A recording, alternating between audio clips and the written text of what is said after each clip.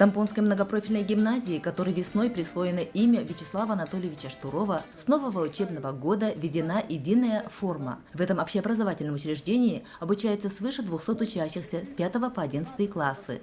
С 1 сентября впервые все ученики пришли в новой форме, в темно-синей цветовой гамме.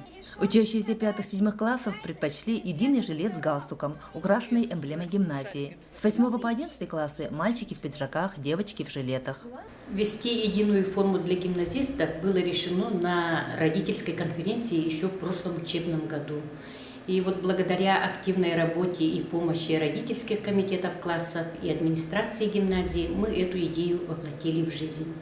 И очень было приятно видеть 1 сентября наших детей в единой форме, в канун юбилея гимназии, 20-летия. Все идеи по форме обсуждались на собраниях, причем выбор по фасону и даже цвету совпал у родителей среднего и старшего звеньев. Так и получилась единая на всю гимназию форма. Мне кажется, это достаточно удобно, потому что утром ты не заморачиваешься по поводу того, что надо одеть, а когда у тебя ограничено время, это очень важно. Во-вторых, это очень дисциплинированно и не дает детям расслабляться. Ну и в-третьих, это просто очень красиво, нет той пестроты, которая создается из-за джинс или цветных юбок, спортивных костюмов и так далее. Поэтому мне наша форма очень нравится.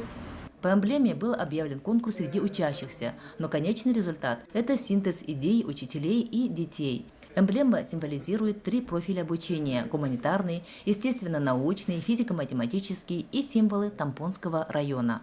Мне очень нравится наша школьная форма. Она очень удобная, свободная, легкая и сделана из качественных материалов. Я рад, что у нас такая форма.